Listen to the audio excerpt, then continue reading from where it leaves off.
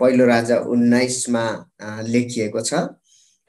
पहिलो राजा 19 को 19, 20, 21 मा यहाँनिर त्यो बोलावटको विषयमा यहाँनिर लेखिएको छ। तर म चाहिँ 15 देखि नै पढ्न चाहन्छु। अनि यहाँ पहिलो राजा 19 को 15 देखि म यसलाई सरस्वती पढ्नेछु।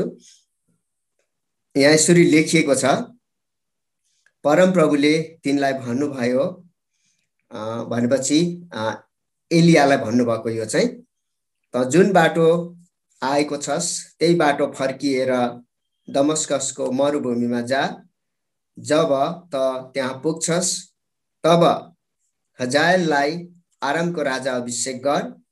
तब निम्सीको छोरो यहुलाई पनि इजरायलको राजा र हाबिल महोलाको साफातको छोरो एलिसालाई त पछि आउने अगमवक्ता अभिषेक गर।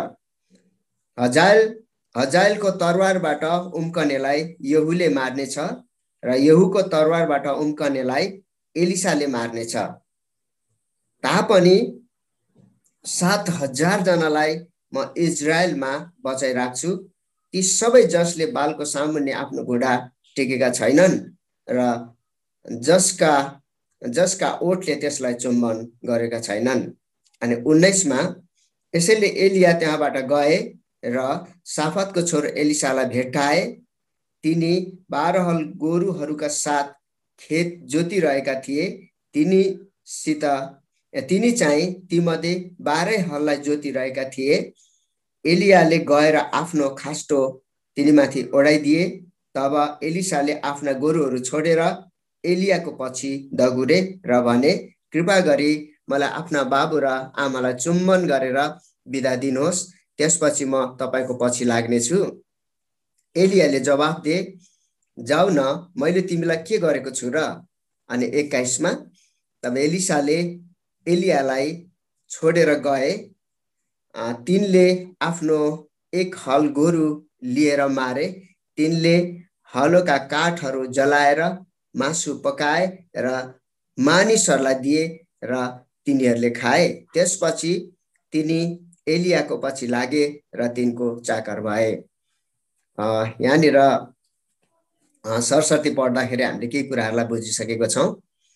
अनि विशेष गरेर परमेश्वरले यहाँनिर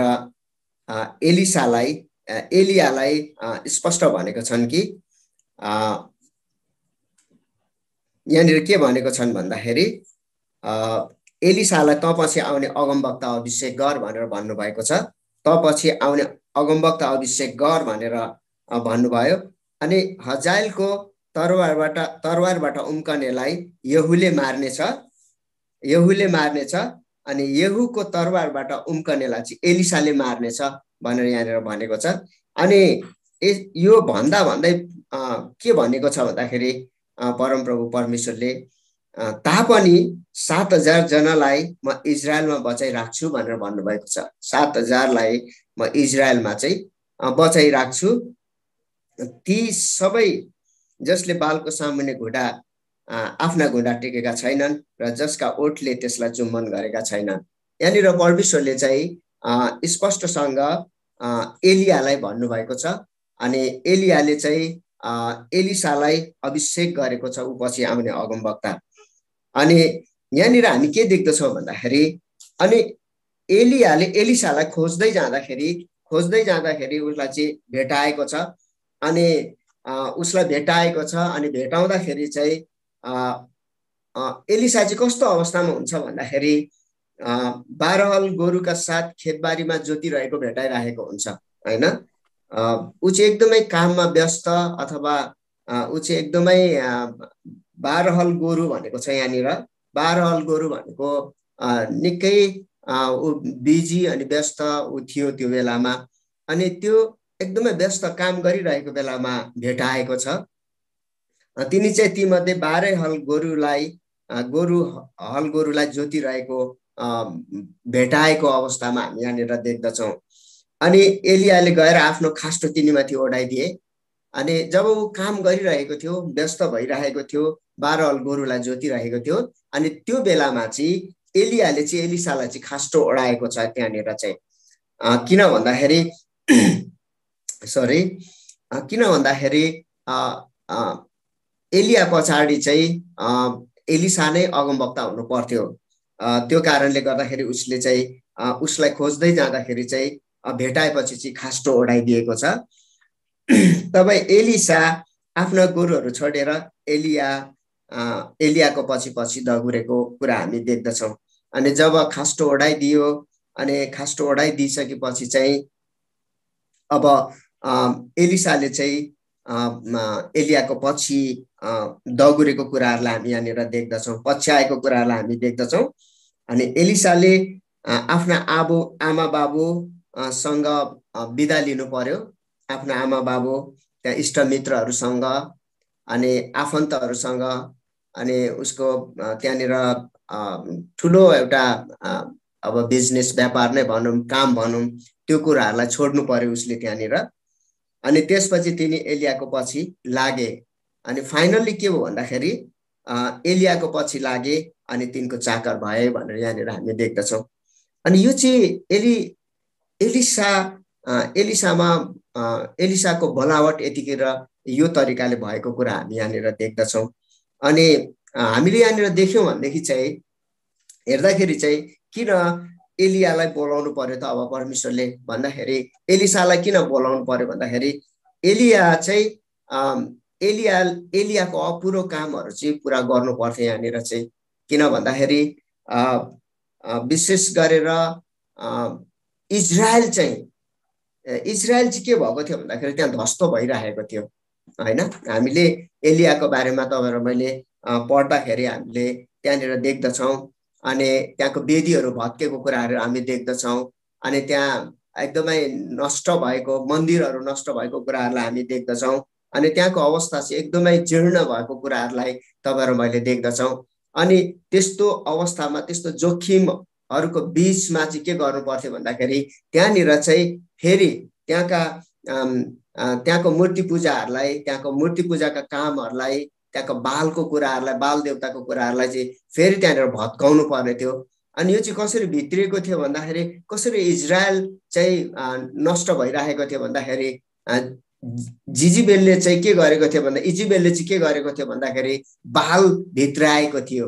अनि त्यो बाल भित्राएको कारणले गर्दाखेरि चाहिँ त्यहाँनिर इजरायलीहरू चाहिँ त्यहाँनिर चाहिँ एकदमै तहस नहस भएको थियो होइन। बाल देवताको कारण इजरायल खतरामा परेको थियो होइन। असेरा देवीको कारण इजरायल चाहिँ एकदमै खतरा अवस्थामा, एकदमै जीर्ण अवस्थामा पुगेको थियो।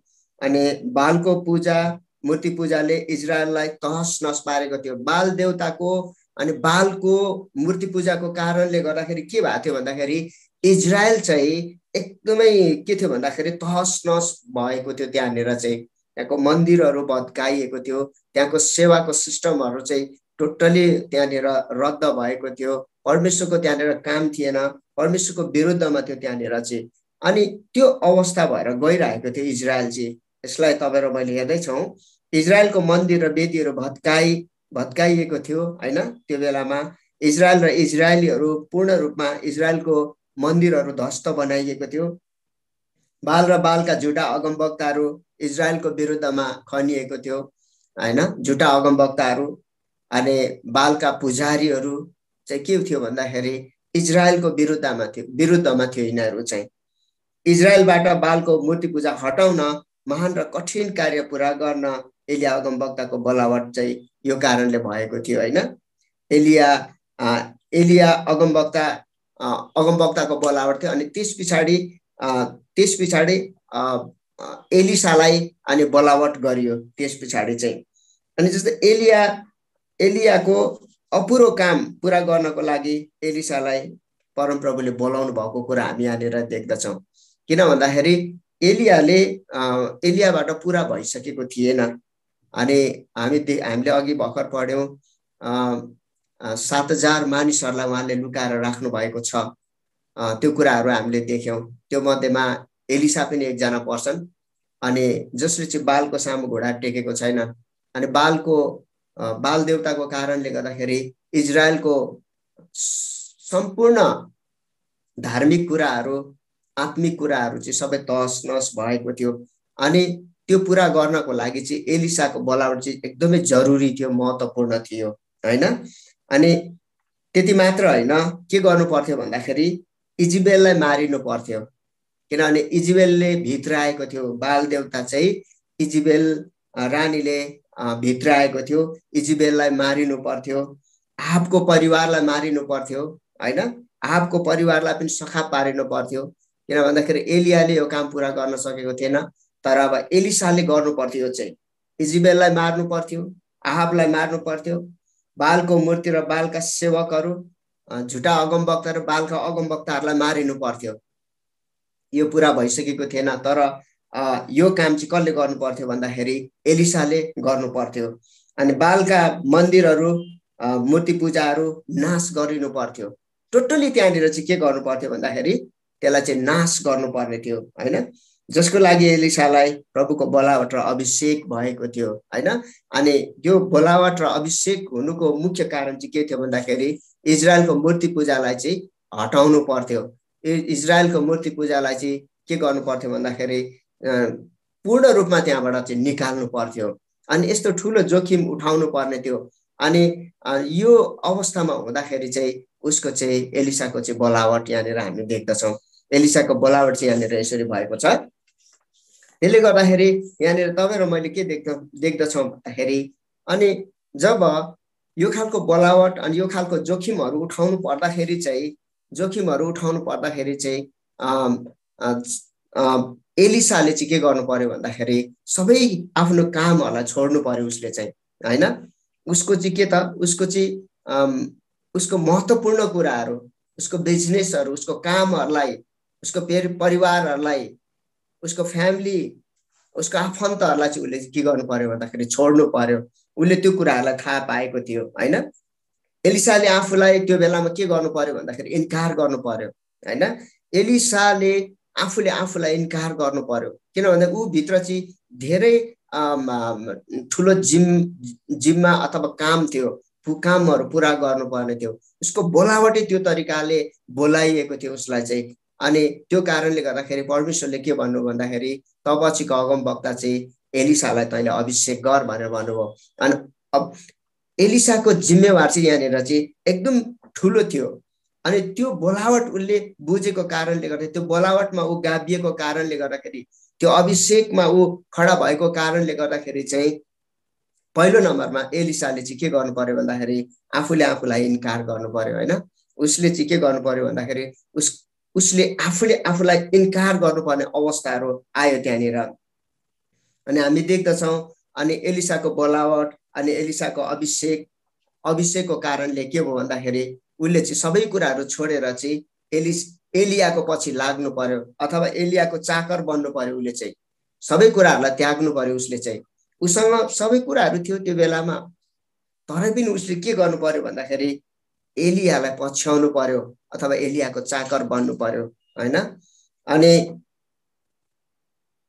जब उसले त्यो कुराहरूलाई छोड्दै गर्दाखेरि, आफूले आफूलाई इन्कार गर्दै गर्दाखेरि उसले आफ्नो घरलाई छोड्नु पर्यो, आफ्नो घरलाई पनि त्याग्नु पर्यो। उसले चाहिँ उसले त्यति मात्र हैन, उसको आफ्नो धन, आफ्नो सम्पत्तिहरू अनि जग्गा जमिन, हरेक उसको रुपियाँ पैसा, मान इज्जत सम्मानहरू उसले चाहिँ के गर्नु पर्यो भन्दाखेरि ती सबै कुराहरूलाई छोड्नु पर्यो उसले चाहिँ। किन भन्दाखेरि उसँग पर्याप्त थियो, उसँग धेरै कुराहरू थियो त्यो बेलामा, तर बोलावटको कारणले गर्दाखेरि, उसँग चाहिँ त्यो खालको बोलावट भएको कारणले गर्दाखेरि उसले चाहिँ सबै कुराहरूलाई के गर्नु पर्यो, उसले चाहिँ छोड्नु पर्यो, उसले त्यागिदियो है, त्यागिदियो। अनि जब कहिलेकाहीँ तपाईँ र मलाई परमेश्वरले बोलाउँदाखेरि, तपाईँ र मलाई बोलाउनु हुँदाखेरि तपाईँ र मैले पनि एलिसाले जस्तो मूल्य चुकाउनु पर्ने हुन्छ। बहुमूल्य कुराहरू तपाईँ र मैले छोड्नु पर्ने हुन्छ, त्याग्नु पर्ने हुन्छ। अनि किन भन्दाखेरि त्यो बोलावट एकदम शक्तिशाली, एकदमै शक्तिशाली थियो। बोलावट र अभिषेकको कारणले गर्दाखेरि ऊ चाहिँ शक्तिशाली एउटा बोलावटमा बोलाइएको थियो एलिसा चाहिँ। अनि जसको कारणले गर्दाखेरि के भयो भन्दाखेरि उसले सबै कुराहरूलाई चाहिँ छोड्न सक्यो। हामीले के देख्दैछौँ भन्दाखेरि जब तपाईँ र म यो खालको बोलावटमा आउँछौँ, यो खालको अभिषेक जब तपाईँ र मैले थाहा गर्छौँ, यदि तपाईँ र ममा त्यो खालको बोलावट र अभिषेक यदि तपाईँ र म भित्र आएको छ भने तपाईँ र मैले पनि ठुलो मूल्य चुकाउनु पर्ने अवस्थाहरू आउँछ। जसरी एलिसाले आफ्ना सम्पूर्ण कुराहरू उसले चाहिँ त्याग्नु पर्यो र उसको मालिकको पछाडि ऊ लाग्नु पर्यो, उसको मालिकको पछाडि ऊ चाहिँ कुद्नु पर्यो होइन। उसले आफ्नो बाबा आमालाई उसले छोड्नु पर्यो, उसले आफ्नो आमा बाउसँग बिदा लिनु पर्यो अनि आफ्नो आफन्तहरू, आफ्नो प्रिय भन्ने मानिसहरू थियो उसँग, अनि ती कुराहरूलाई पनि उसले के गर्नु पर्यो भन्दाखेरि त्याग्नु पर्यो, छोड्नु पर्यो। यो चाहिँ बोलावट चाहिँ वास्तवमा परमेश्वरले जुन बोलावटमा तपाईँ र मलाई बोलाउनुहुन्छ अनि जुन अभिषेक तपाईँ र मलाई दिनुहुन्छ नि, अनि त्यो अभिषेक चाहिँ त्यति शक्तिशाली छ। अनि त्यो अभिषेक र त्यो बोलावटलाई एलिसाले बुझेको कारणले गर्दाखेरि, उसमा त्यो बोलावट अनि त्यो अभिषेक भएको कारणले गर्दाखेरि उसले के हो त आफ्नो घरलाई छोड्नु पर्यो, उसले उसको आफूसँग भएको सम्पूर्ण कुराहरूलाई उसले चाहिँ त्याग्नु पर्यो, आफ्नो प्रिय आफ्नो आमा बाउलाई पनि उसले छोड्नु पर्यो होइन। उसँग रुपियाँ पैसाहरू थियो किनभने ऊ त्यो धेरै ऊ धनाढ्य थियो, धनी पनि थियो, किनभने 12 हल गोरु उसले जोत्थ्यो त्यो बेलामा। उसँग मान इज्जत सम्मान करियरहरू थियो उसँग। तर ती सबै कुरालाई चाहिँ बोलावटको खातिर चाहिँ उसले छोड्नु पर्यो, उसले चाहिँ त्याग्नु पर्यो उसले चाहिँ। अनि हामीलाई पनि यो खालको चुनौतीहरू आज आउँदछ हाम्रो सेवकाईमा। जब तपाईँ र म सेवकाईको लागि भनेर हामी दौडाउँछौँ, यदि सेवकाईको लागि प्रभुको काम गर्ने भनेर जब तपाईँ र म हिँड्दै जाँदाखेरि तपाईँ र मैले यी कुराहरूलाई गुमाउनु पर्ने अवस्थाहरू स्थितिहरू आउन सक्छ। अनि त्यो बेलामा तपाईँ र मैले चाहिँ एलिसाले जस्तो निर्णय गर्न सक्ने क्षमता तपाईँ र ममा हुनु पर्दछ। यो कुराले आज तपाईँ र मलाई यसरी सन्देश दिँदैछ होइन। एलिसासँग पनि के थियो होला भन्दाखेरि, उसँग पनि के थियो भन्दाखेरि सुन्दर भविष्यको एउटा सपना उसँग थियो। ऊभित्र एउटा सुन्दर सपनाहरू थियो उसको। उसले ऊभित्र त्यो हामी देख्दछौँ त्यहाँनिर। किन भन्दाखेरि ऊ धेरै मेहनत गर्ने मानिस थियो, एकदमै मेहनती थियो ऊ चाहिँ। तर उसले के गर्यो भन्दाखेरि ती सबै कुराहरूलाई, उसको ड्रिमहरू, उसको सपनाहरू, उसको भविष्यहरू, ती सबै कुराहरू उसले के गर्यो भन्दाखेरि इन्कार गर्यो होइन। उसले चाहिँ के गर्यो भन्दाखेरि ती कुराहरूलाई चाहिँ उसले चाहिँ इन्कार गरिदियो। किन भन्दाखेरि उसमा चाहिँ त्यो अभिषेक थियो, त्यो अभिषेक अनि त्यो बोलावटको कारणले गर्दाखेरि उसले चाहिँ ती सबै कुराहरूलाई उसले त्याग्न सक्यो। अनि त्यो बोलावट एकदमै महान थियो, त्यो अभिषेक एकदमै शक्तिशाली थियो। हामीले यहाँनिर मत्ती 10:37 देखि 39सम्म तपाईँ र मैले हेऱ्यौँ भने यहाँ के लेखेको छ भन्दाखेरि, जसले मलाई भन्दा बढी आफ्ना बाबु वा आमालाई प्रेम गर्छ त्यो मेरो योग्यको हुँदैन। प्रभुले स्पष्ट यहाँनिर के भन्नु भन्दाखेरि, जसले मलाई भन्दा बढी आफ्नो बाबु वा आमालाई प्रेम गर्छ त्यो मेरो योग्यको हुँदैन। अनि एलिसाले वास्तवमा यही काम गरेको थियो। जसले मलाई भन्दा बढी आफ्नो छोरा वा छोरीलाई प्रेम गर्छ त्यो मेरो योग्यको हुँदैन। हामीले यहाँनिर के देख्दछौँ भन्दाखेरि हामीले सामाजिक अथवा समाजमा हामी रहेर हेर्दा, पारिवारिक तरिकाले हेर्दाखेरि पनि हाम्रो प्रियहरू भनेको हाम्रो छोरा छोरीहरू हुन् अनि हाम्रो आमा बाउहरू, हाम्रो नजिकको नातेदारहरू हुन्। तर प्रभुले यहाँ के भयो भन्दाखेरि, जसले मलाई भन्दा बढी आफ्ना छोरा वा छोरीलाई प्रेम गर्छ त्यो मेरो योग्यको हुँदैन। जो आफ्नो क्रुस उठाएर मेरो पछि लाग्दैन त्यो मेरो योग्यको हुँदैन। अनि तपाईँ र मेरो क्रुस अब तपाईँ र मैले उचाल्नुपर्छ, बोक्नुपर्छ। यहाँनिर प्रभुले यो कुराहरूलाई बोल्दै हुनुहुन्छ, सन्देशहरू देखाउँदै हुनुहुन्छ। अनि एलिसाको क्रुस चाहिँ के थियो भन्दाखेरि, एलिसाले चाहिँ त्यो काम गर्नु पर्थ्यो जुन काम चाहिँ परमेश्वरबाट एलिसाको निम्ति एउटा महान काम राखिदिनु भएको थियो। अनि त्यो काम चाहिँ के थियो भन्दाखेरि इजरायलको मूर्तिलाई हटाउनु थियो। इजरायलको बाल देवतालाई लखेट्नु थियो त्यहाँबाट। इजरायल भित्रको झुटा इजरायल भित्र भएको झुटा अगमवक्ताहरू बाल देवताका अगमवक्ताहरूलाई त्यहाँबाट लखेट्नु थियो, मार्नु पर्ने थियो। अनि त्यो काम चाहिँ परमेश्वरको थियो वास्तवमा। अनि त्यो काम पुरा गर्नको लागि चाहिँ एलिसालाई चाहिँ परमेश्वरको बोलावट थियो। अनि त्यो शक्तिशाली बोलावटमा उसलाई अभिषेक गरिएको थियो। अनि त्यो अभिषेकको कारणले गर्दाखेरि के हो भन्दाखेरि उसले त्यो जुवालाई चाहिँ उसले उचाल्यो। उसले चाहिँ जुन म्यान्डेट थियो उसभित्र, जुन उद्देश्य थियो, अनि त्यो पुरा गर्नको लागि चाहिँ उसले के भयो भन्दाखेरि के त उसले चाहिँ आफ्नो क्रुसलाई उठाएको छ यहाँनिर चाहिँ, होइन। आज तपाईँ र मेरो क्रुस के हो, होइन। तपाईँ र मेरो क्रुस के हो, तपाईँ र मैले कस्तो क्रुस उठाउनु पर्छ, त्यो कुरा तपाईँ र मैले बुझ्नुपर्छ। यो दिनहरूमा, यो समयहरूमा तपाईँ र मलाई एकदमै एउटा अर्थपूर्ण, एकदमै रहस्यपूर्ण बोलावट छ तपाईँ र मेरो जीवनमा। परमेश्वरबाट तपाईँ र मलाई एक किसिमको म्यान्डेट आएको छ, शक्तिशाली म्यान्डेट छ। अनि त्यो म्यान्डेट तपाईँ र मैले पुरा गर्नुपर्छ। जसरी एलिसाले पुरा गरेको थियो, त्यो क्रुसलाई अब तपाईँ र मैले बोक्ने समय आएको छ। अनि त्यो क्रुस के हो तपाईँ र मैले बुझ्नुपर्छ अब यो बेलामा, यो दिनहरूमा। अनि यहाँ प्रभु अझै भन्नुहुन्छ, जसले आफ्नो प्राण जोगाउँछ त्यसले त्यो गुमाउनेछ, र आफ्नो प्राण मेरो निम्ति गुमाउनेले त्यो बचाउनेछ। यहाँनिर एकदमै प्रभुले भन्दै हुनुहुन्छ। अनि यो चाहिँ कसलाई भन्दै हुनुहुन्छ भन्दाखेरि ती व्यक्तिहरूलाई भन्दै हुनुहुन्छ जसलाई प्रभुले बोलाउनु भएको छ, जसरी एलिसालाई प्रभुको बोलावट भयो। अनि त्यस्तो बोलावट भएको आज परमेश्वरको सेवकहरूलाई, परमेश्वरको दासहरूलाई उहाँले चाहिँ यो मेसेज, यो वचन आज दिँदै हुनुहुन्छ तपाईँ र मलाई, होइन। अनि आज अब तपाईँ र मैले यो दिनहरू, यो समयहरूमा तपाईँ र मैले बुझ्नुपर्छ। हामी यस्तो समयमा अहिले आइपुगेका छौँ कि जुन समयमा चाहिँ एलिया र एलिसाको समयमा जस्तो अवस्था थियो नि, त्यस्तो अवस्थामा तपाईँ र म अहिले गुज्रिरहेको छौँ। संसार पेन्डेमिक छ। अनि संसारमा बाल देवताको मूर्ति पूजा भन्दा अझ डरलाग्दो मूर्ति पूजाहरू सुरु भएको छ अहिले। हामी त्यस्तो अवस्थामा छौँ यी दिनहरूमा अहिले चाहिँ।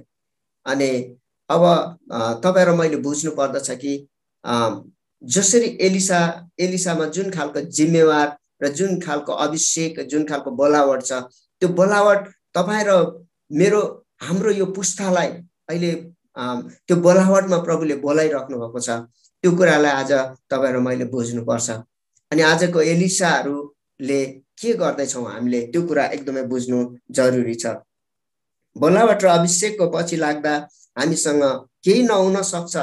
हेर्नुहोस् है, जब प्रभुले तपाईँ र मलाई बोलाउनुहुन्छ, तपाईँ र मलाई अभिषेक गर्नुहुन्छ, त्यो बोलावटमा जब तपाईँ र म खडा हुँदै गर्दाखेरि तपाईँ र म रित्तो पनि हुन सक्छौँ। तपाईँ र मसँग केही नहुन पनि सक्छ। मैले यो कसरी भन्दैछु भन्दाखेरि जसरी एलिसाले चाहिँ आफ्नो बोलावटलाई बुझेर, आफ्नो अभिषेकलाई बुझेर उसले आफ्नो मालिकलाई पछ्यायो नि, अनि त्यो बेलामा उसँग केही पनि थिएन। उसँग किन भन्दाखेरि उसको सम्पूर्ण हल गोरुहरू, उसँग भएको जग्गा जमिनहरू, सबै कुराहरू उसले आफ्नो आमा बुवा, उसको सबै आय स्रोतहरू के भएको थियो भन्दाखेरि उसले त्यो कुराहरू छोड्नु परेको थियो, त्यागेर हिँड्नु परेको थियो। जसले गर्दाखेरि के भन्दाखेरि उसँग केही पनि भएन, केही पनि थिएन त्यो बेलामा। उसँग रुपियाँ पैसा थिएन। उसँग के थियो भन्दाखेरि रुपियाँ पैसा जहाँ थियो उसले त्यो रुपियाँ पैसालाई त्यहीँ छोडेर हिँड्नु पर्यो। अनि उसँग मान इज्जतहरू जहाँ थियो त्यो कुराहरूलाई त्यहीँ छोड्नु पर्यो। उहाँ भएको सपनाहरू, करियरहरू थियो, त्यो कुराहरूलाई उसले त्यहीँ छोड्नु पर्यो। उसँगको ठुलो एउटा खेती थियो, उसँग त्यो खेतबारी उसले त्यागेर हिँड्नु पर्यो। उसको आमा बुवा, दाजुभाइ अथवा उसको आफन्त इष्टमित्रहरू सबै छोड्नु पर्यो उसले। हामीले यहाँ के देख्दैछौँ भन्दाखेरि जब हामी अभिषेक परमेश्वरले दिएको अभिषेकमा जब तपाईँहरूमा खडा हुँदै जाँदाखेरि तपाईँ र मसँग केही नहुन पनि सक्छ। यो कुरो तपाईँ र मैले आज बुझिराख्नुपर्छ। हामीले धेरै पटक यो कुरालाई गम्भीर तरिकाले हामीले हेऱ्यौँ भनेदेखि चाहिँ बोलावटभित्र चाहिँ त्यो सामर्थ्य र त्यो शक्ति हुन्छ। तर हामीसँग चाहिँ के त रुपियाँ धन सम्पत्ति इज्जत मान्छे नहुन पनि सक्छ, तर परमेश्वरको अभिषेक चाहिँ प्रशस्त मात्रामा तपाईँ र म भित्र आउन सक्दछ। जसरी एलिसाले के गर्यो भन्दाखेरि शक्तिशाली तरिकाले काम गर्न सकेको थियो। त्यो बेलामा चाहिँ उसको भरोसा, उसको विश्वास, उसको आशा चाहिँ केवल परमेश्वरमाथि थियो, किनभने भौतिक रूपमा उसँग केही पनि थिएन नि त। अनि उसँग भौतिक रूपमा केही नभएको कारणले गर्दाखेरि चाहिँ उसले सम्पूर्ण आशा भरोसा चाहिँ परमप्रभु परमेश्वरमाथि, उहाँको अभिषेकमाथि उसले चाहिँ निर्भर परेको थियो उस चाहिँ। अनि जसको कारणले गर्दाखेरि परमेश्वरको त्यो शक्तिशाली अभिषेकको कारणले गर्दाखेरि उसले शक्तिशाली कार्यहरू गर्न सक्यो। त्यहाँनिर इजेबेलको अगाडि खडा हुन सक्यो, आहाबको अगाडि ऊ खडा हुन सक्यो, त्यसका सम्पूर्ण मूर्तिहरूलाई उसले चाहिँ नाश गर्ने ईश्वरीय सामर्थ्य र शक्ति चाहिँ उसमा आएको थियो, त्यो अभिषेक आएको थियो उसमाथि चाहिँ। त्यसले गर्दाखेरि जब जब हामी अभाव र खाँचो भएर जाँदै गर्दाखेरि, जब तपाईँ र मेरो जीवनमा केही नहुँदाखेरि परमेश्वरको अभिषेकले हामी चाहिँ उत्प्रेरित हुन्छौँ। परमेश्वरको अभिषेकले तपाईँ र म चाहिँ एकदमै खारिन्दछौँ, अभिषेकले भरिन्दछौँ। अनि त्यो बोलावट र त्यो अभिषेकको कारणले गर्दाखेरि तपाईँ र मैले शक्तिशाली कामहरू चाहिँ गर्न सक्ने रहेछौँ। अनि यी कुराहरूलाई तपाईँ र मैले आज देखेका छौँ। तर यहाँनिर त्यसले गर्दाखेरि के छ भन्दाखेरि हामीले परमेश्वरको बोलावट र अभिषेकलाई रुपियाँ पैसासँग हामीले तुलना गर्नु हुँदैन। यो कुरा तपाईँ र मैले एकदमै जान्नुपर्छ, होइन? अभिषेक बोलावटलाई कुनै पनि थोकले हामी किन्न सक्दैनौँ, त्यो चाहिँ परमेश्वरबाटै आउनु पर्दछ। त्यसले गर्दाखेरि मलाई लागेको कुरा चाहिँ के छ भन्दाखेरि हामी अभिषेक, परमेश्वरको बोलावट र परमेश्वरको अभिषेकको खोजी गर्नुपर्छ तपाईँ र मैले। किन भन्दाखेरि परमेश्वरसँगको अभिषेक यदि तपाईँ र मसँग भयो भने, त्यसको हामीले खोजी गऱ्यौँ भने परमेश्वरबाटको अलौकिक कामहरू तपाईँ र मैले पुरा गर्न सक्छौँ। तर रुपियाँ पैसाले ती कुराहरूलाई किन्न सक्दैन, होइन? अनि यो अभिषेक अनि यो बोलावट चाहिँ कस्तो हुन्छ भन्दाखेरि मृत्युभन्दा पनि शक्तिशाली हुन्छ यो अभिषेक, यो बोलावट चाहिँ। एलिसालाई जसरी बोलावट भएको थियो, उसको बोलावट चाहिँ मृत्युलाई जित्न सक्ने त्यो अभिषेक थियो उसमाथि चाहिँ। त्यो कुरा आज तपाईँ र मैले बुझ्नु जरुरी छ। अनि जब तपाईँ र मेरो बोलावट र तपाईँ र मेरो अभिषेकलाई जब हामीले बुझ्न थाल्छौँ, तब हामी मृत्युहरूमाथि विजय हासिल गर्न थाल्छौँ। जब त्यो अभिषेक, प्रभुले दिएको अभिषेकलाई तपाईँ र मैले बुझ्न थाल्छौँ नि, तब तपाईँ र म चाहिँ परमेश्वरको शक्तिशाली कामहरूलाई तपाईँ र मैले पुरा गर्न सक्छौँ। अनि त्यसले गर्दाखेरि आज तपाईँ र मैले चाहिँ के गर्नुपर्छ भन्दाखेरि परमेश्वरको अभिषेक र परमेश्वरको बोलावटलाई खोजी गर्नुपर्छ, त्यसलाई बुझ्नुपर्छ, होइन? अनि अभिषेकमा कस्तो खालको सामर्थ्य र शक्ति हामीले देख्यौँ भन्दाखेरि, अनि त्यो बोलावटमा त्यो सामर्थ्य र शक्ति हामीले के देख्यौँ भन्दाखेरि इजेबेल र आहाबलाई मार्ने, नाश गर्ने ईश्वरीय सामर्थ्य र शक्ति त्यो अभिषेकमा तपाईँ र मैले देखेका छौँ। बालका मन्दिर र त्यसका मूर्ति पूजाहरूलाई नाश गर्ने शक्ति त्यो अभिषेकभित्र थियो। इजरायलको मूर्ति पूजा, इजरायलको बालको मन्दिरहरूलाई, त्यहाँका बालका सेवकहरूलाई, त्यहाँका मूर्तिहरूलाई नाश गर्ने शक्ति चाहिँ परमेश्वरले दिनुभएको अभिषेकभित्र थियो। एलिसामा त्यो अभिषेक, त्यो शक्ति थियो, होइन? त्यहाँका झुटा अगमवक्ताहरूलाई, त्यहाँनिर चाहिँ इजरायललाई सताइराख्ने, इजरायललाई एकदमै कष्ट र दुःख दिइराख्ने बालको शक्तिमाथि अधिकार गर्ने शक्ति चाहिँ परमेश्वरले दिनुभएको अभिषेकमाथि थियो। त्यसले गर्दाखेरि आज तपाईँ र मैले चाहिँ यो बेलामा, यो समयमा चाहिँ के गर्नुपर्छ भन्दाखेरि उहाँको बोलावट र अभिषेकलाई अब तपाईँ र मैले थाहा पाउनुपर्छ, अभिषेकलाई खोजी गर्नुपर्छ अब तपाईँ र मैले। अनि त्यो अभिषेक, त्यो बोलावट, होइन? जसरी एलिसालाई बोलावट भएको थियो, अनि एलिसाले त्यो बुझ्ने बित्तिकै, थाहा पाउने बित्तिकै उसले सबै कुराहरू छोडेर चाहिँ के गर्यो भन्दाखेरि ऊ चाहिँ आफ्नो मालिकको पछि लाग्यो, होइन? मालिकको पछि लाग्यो, मालिकलाई पछ्यायो। यहाँनिर मत्ती 6:24 मा के लेखिएको छ भन्दाखेरि कसैले दुई मालिकको सेवा गर्न सक्दैन। हेर्नुहोस् है, मत्ती 6:24 मा कसैले दुई मालिकको सेवा गर्न सक्दैन, किनभने त्यसले एउटालाई घृणा गर्नेछ र अर्कालाई प्रेम गर्नेछ, अथवा त्यसले एउटा प्रति भक्ति राख्नेछ र अर्कालाई त्यसले तुच्छ ठान्नेछ। तिमीहरूले परमेश्वर र धनको सेवा गर्न सक्दैनौ। हेर्नुहोस् है, मत्ती 6:24 मा मलाई साह्रै मन पर्यो है। कसैले दुई मालिकको सेवा गर्न सक्दैन, किनभने त्यसले एउटालाई घृणा गर्नेछ र अर्कोलाई प्रेम गर्नेछ, अथवा त्यसले एउटा प्रति भक्ति राख्नेछ र अर्कालाई त्यसले तुच्छ ठान्नेछ। तिमीहरूले परमेश्वर र धनको सेवा गर्न सक्दैनौ। त्यसले गर्दाखेरि हामीले के गर्नुपर्छ भन्दाखेरि म चाहिँ के भन्न चाहन्छु भन्दाखेरि हामीले परमेश्वरलाई र परमेश्वरको सेवालाई छान्नुपर्छ। दुई मालिकको त सेवा कसैले पनि गर्न सक्दैन। धनको कि परमेश्वरको सेवा गर्न सक्दैन, कसैले पनि गर्न सक्दैन यहाँनिर। तर तपाईँ र मैले चाहिँ के गर्नुपर्छ भन्दाखेरि परमेश्वरलाई र परमेश्वरको सेवालाई तपाईँ र मैले छान्नुपर्छ।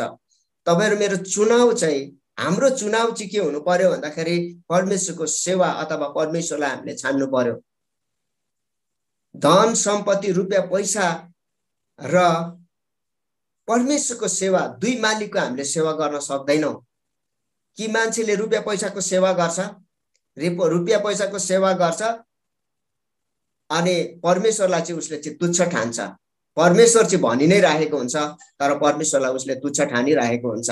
किन भन्दाखेरि परमेश्वरलाई भन्दा पनि बढी उसले चाहिँ रुपियाँ पैसालाई चाहिँ उसले चाहिँ समय दिएको हुन्छ, ध्यान दिएको हुन्छ। उसले चाहिँ रुपियाँ पैसाकै खातिर चाहिँ ऊ चाहिँ जे पनि गर्न तयार भइराखेको हुन्छ। त्यसले गर्दाखेरि प्रभुलाई हामीले मन दुखाउनु हुँदैन, प्रभुको हामीले मन दुखाइदिनु हुँदैन यो बेलामा, यो समयमा। किनभने प्रभुको अभिषेक छ, प्रभुको बोलावट छ, हामीलाई उहाँले त्यो तरिकाले बोलाउनु भएको छ। त्यसले गर्दाखेरि हाम्रो छनौट चाहिँ परमेश्वरको सेवा नै हो। हाम्रो छनौट चाहिँ परमेश्वरलाई नै सेवा गर्ने हो हामीले चाहिँ। अनि त्यसले गर्दाखेरि हामी प्रभुको दास बन्नुपर्छ, प्रभुको सेवक बन्नुपर्छ। अब तपाईँ र म, पावलले येशू ख्रीष्टको दास हुँ भनेर भन्नुभएको छ। उहाँले दास भन्ने शब्दलाई यहाँनिर प्रयोग गरेको छ। दास भनेको चाहिँ के हो भन्दाखेरि दास चाहिँ मालिकको आफ्नै हुन्छ। हाम्रो प्रभु चाहिँ मालिक हुनुहुन्छ अनि हामी प्रभुको दास भनेको चाहिँ प्रभुले हामीलाई किन्नु भएको, किनेर दास बनाउनु भएको उहाँले चाहिँ हामीलाई चाहिँ। अनि हामी चाहिँ प्रभुकै हौँ। अब हामी रुपियाँ पैसाका होइनौँ, हामी धन सम्पत्तिका होइनौँ।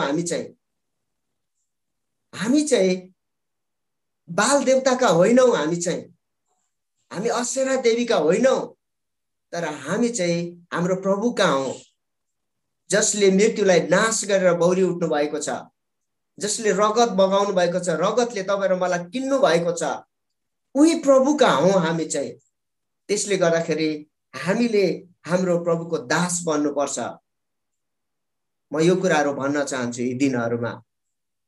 किन भन्दाखेरि असल नोकरले मात्र के गर्न सक्छ भन्दाखेरि आफ्नो मालिकको असल सेवा गर्न सक्छ, अरूले सक्दैन। त्यसले गर्दाखेरि हामी असल प्रभुको दास हामी बन्नुपर्छ। हामी हाम्रो प्रभुको मालिकको पछि हिँड्नुपर्छ। जसरी एलिसा चाहिँ त्यो बोलावटको पछि लागेको थियो, आफ्नो मालिकको पछि लागेको थियो, आफ्नो मालिकको काम गर्नु पर्थ्यो एलिसाले। अनि आज तपाईँ र म पनि हाम्रो मालिकको सेवा गर्नुपर्छ, हाम्रो प्रभुको सेवा गर्नुपर्छ, जसले हाम्रो लागि आज के गर्नुभएको छ भन्दाखेरि तपाईँ र मलाई बोलावट गर्नुभएको छ, चुन्नु भएको छ, अभिषेक गर्नुभएको छ। उही मालिकको तपाईँ र मैले सेवा गर्नुपर्छ अबको दिनहरूमा। त्यो मालिक, हाम्रो प्रभुलाई तपाईँ र मैले यो दिनहरूमा पछ्याउनु पर्छ। हाम्रो मालिकलाई एलिसा जस्तै दास चाहिएको छ अबको दिनहरूमा चाहिँ। हाम्रो प्रभुलाई चाहिँ एलिसा जस्तो इमानदार दास चाहिएको छ। आज तपाईँ र म कस्तो खालको दास छौँ? आज तपाईँ र मैले चेक गर्नुपर्छ, जाँच गर्नुपर्छ। एलिसा जस्तो इमानदार एउटा चाकर अथवा दास, प्रभुको काम पूरा गरिदिने एकदमै इमानदार दास आज तपाईहरुमा छौ कि छैन? हामीले तपाईँ र मैले यो बेलामा, यो समयमा तपाईँ र मैले जाँच्नुपर्छ। आज हाम्रो मण्डलीलाई इमानदार एलिसा जस्तो दास चाहिएको छ। अब अहिलेको मण्डलीहरूलाई चाहिँ विशेष गरेर हामी त छँदैछौँ El Gibbor, El Bethel, Hebron community अनि हाम्रो अरू धेरै मण्डली हाम्रो छ। प्रभुको मण्डली छ, येशू ख्रीष्टको मण्डली छ। आज यो मण्डलीमा चाहिँ एलिसा जस्तो दास चाहिएको छ, काम गर्ने दास चाहिएको छ, अभिषेकको पछि कुद्ने दास चाहिएको छ। परमेश्वरको योजना र परमेश्वरको इच्छा अथवा परमेश्वरको म्यान्डेटलाई पूरा गर्ने दास चाहिएको छ आज। तर आज तपाईँ र म कस्तो अवस्थामा छौं, हैन? खास्टो बोक्ने दास एलिसाले चाहिँ खास्टो बोकेको छ त्यहाँनिर, तर अब तपाईँ र मैले चाहिँ क्रुस बोक्नुपर्छ। क्रुस बोक्ने दास चाहिएको छ, हैन? अभिषेक बोकेर हिड्ने अभिषिक्त दास आज प्रभुलाई चाहिएको छ, इमानदार दास चाहिएको छ, प्रभुको क्रुस बोक्ने दास चाहिएको छ। तर आज तपाईँ र म चाहिँ कस्तो छौं? आज तपाईँ र म पनि कस्तो हुनुपर्छ भन्दाखेरि एलिसा जस्तो दास आज तपाईँ र म बन्नुपर्छ। किनभने प्रभुले आज एलिसाको ठाउँमा कसै खोजिराख्नु भएको छ, 7,000 व्यक्तिलाई खोजिराख्नु भएको छ। अनि त्यो 7,000 दास, 7,000 लुकाएर राख्नु भएको मानिस चाहिँ एलिसा जस्तै छ, एलिसा जस्तै छन् उनीहरू चाहिँ। अनि त्यो व्यक्ति आज तपाईँ र मलाई चाहेको छ, मण्डलीमा प्रभुलाई चाहेको छ। आजको वर्तमान मण्डलीलाई चाहिँ एलिसा जस्तो इमानदार दास चाहेको छ आज चाहिँ। त्यसले गर्दाखेरि अब तपाईँ र म यो दिनहरुमा तयार हुनुपर्छ, हाम्रो हृदयलाई तयार गर्नुपर्छ। त्यसले गर्दाखेरि आजको एलियाहरू कस्ता छौं त? अब हामी कहाँ छौं, के गर्दै छौं त, कता लागेको छौं, हैन? यहाँनिर मलाई हग्गाई 1:4 मलाई पढ्न मन लाग्यो। हग्गाई 1:4 मा के लेखेको छ भन्दाखेरि यो मन्दिर भग्नावेश भइरहेको देखेर पनि के तिमीहरू आफू चाहिँ बुट्टेदार काठले सजाइएका घरमा बस्ने समय हो र? यहाँनिर यस्तो खालको वचन रहेछ यहाँनिर हग्गाई 1:4 मा। यहाँनिर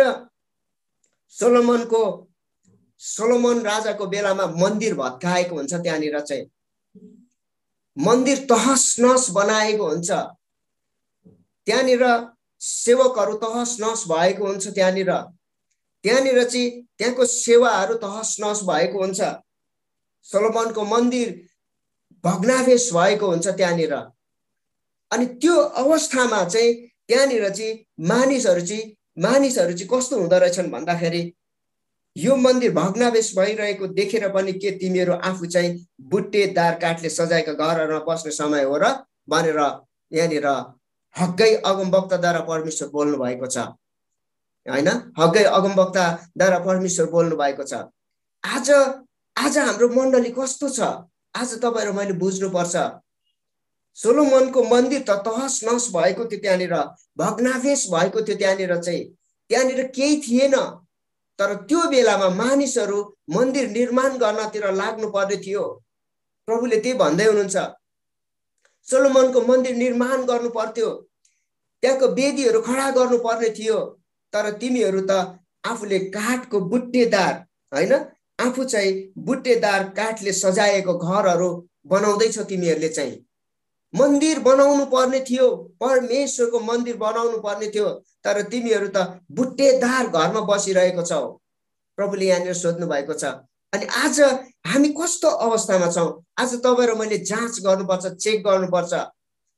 साँच्चै तपाईँ र म बुट्टेदार काठको घरमा तपाईँ र म आनन्द साथ बसिरहेको छौं कि हैन?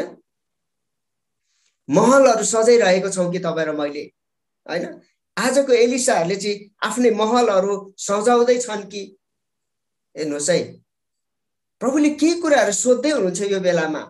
प्रभुले भित्रबाट पवित्र आत्माले के भन्दै हुनुहुन्छ भन्दाखेरि हामीलाई केही प्रश्नहरू गर्दै हुनुहुन्छ। तिमीहरू कस्तो अवस्थामा छौ भनेर उहाँले सोध्दै हुनुहुन्छ। यो आफ्नै लागि धन सम्पत्तिहरू कमाउन व्यस्त छौ कि? प्रभुले केही कुराहरू भन्दै हुनुहुन्छ, आज सोध्दै हुनुहुन्छ तपाईँ र मलाई। तपाईँको करियर, तपाईँको मान इज्जतको लागि पो तपाईँ व्यस्त हुनुहुन्छ कि? आज सोध्दै हुनुहुन्छ होइन? मन्दिर बनाउनु पर्ने, मण्डली बनाउनु पर्ने, तर आफ्नै घर, सपनाको घरहरू सजाउँदै पो हुनुहुन्छ कि? के गर्दै हुनुहुन्छ? आज हामी के गर्दैछौँ? प्रभुले आज तपाईँ र मेरो बिचमा एउटा प्रश्न आज ल्याउनु भएको छ, सोधिराख्नु भएको छ होइन?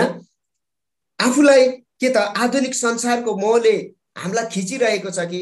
अब अहिले हामी देख्दछौँ यो एज, यो संसार कस्तो छ भन्दाखेरि आधुनिक संसार छ, हाई टेक्नोलोजीको जमाना छ। अहिले हामी कता हराउँदैछौँ? के गर्दैछौँ? हामीले कसरी बनाउँदैछौँ? हामीले प्रभुको मण्डलीलाई कसरी निर्माण गर्दैछौँ? यहाँनिर प्रभुले तपाईँ र मलाई आज केही कुराहरू सोध्दै गरेको मैले चाहिँ महसुस गरेको छु। तर अब हामीलाई थाहा छैन हामी कस्तो अवस्थामा छौँ। तर प्रभुले भन्नुहुन्छ, तिमीहरू त कहाँ हुनु पर्थ्यो त? त्यो ढलेको भग्नावेशहरू बनाउनु पर्ने थियो। आज तिमीहरू त मण्डलीमा हुनुपर्ने थियो। येशूको मण्डली निर्माणतिर अब लाग्नु पर्ने थियो, लाग्नुपर्छ। अब प्रभुले आफ्नो मण्डलीमा एलिसाहरूलाई देख्न चाहनुहुन्छ। आज तपाईँ र मलाई चाहिँ उहाँको मण्डली निर्माणको काममा देख्न चाहनुहुन्छ प्रभुले चाहिँ। त्यसले गर्दाखेरि आज हामी कहाँ छौँ? आज हामी यहाँ जतिजना जुममा छौँ, जतिजना हामी एल्गिबोर, एल्बेथेल, हेब्रोन कम्युनिटी अनि हामी अरू कता कताबाट अरू मण्डली हाम्रो समुदायबाट हामीले जोडेको छौँ। आज तपाईँ र मेरो लागि प्रश्न छ, प्रभुले तिमी त मण्डलीमा हुनुपर्छ। अब तिमी त ठुलो ठुलो आधुनिक संसार सजाउनतिर होइन, तिम्रो सपना सजाउनतिर होइन, सपनाको महल सजाउन होइन, तर तिमी त मेरो मण्डलीलाई निर्माण गर्नको लागि उहाँले मण्डलीमा तपाईँ र मलाई देख्न चाहनुहुन्छ। अब मण्डलीको भित्री काममा जुन म्यान्डेट तपाईँ र मलाई दिनुभएको छ, त्यो ठाउँमा प्रभुले आज तपाईँ र मलाई देख्न खोज्नु भएको छ। त्यसले गर्दाखेरि तपाईँ र मैले आफूलाई हेरौँ, एकपटक हामी जाँचौँ। अनि आज हाम्रो एल्बेथेल अनि हामी सबैजनालाई प्रभुले के गर्दै हुनुहुन्छ त? एलिसाहरूलाई जस्तै होइन बोलाउँदै हुनुहुन्छ। जसरी एलिसालाई प्रभुले बोलावट गर्नुभयो त्यसरी उहाँले चाहिँ बोलाउँदै हुनुहुन्छ। परमेश्वरको घर बनाउनको लागि, आफ्नो मालिकको घर निर्माण गर्नको लागि परमेश्वरले बोलाउँदै हुनुहुन्छ। हामीले हाम्रो मालिकको घर बनाउनु पर्छ।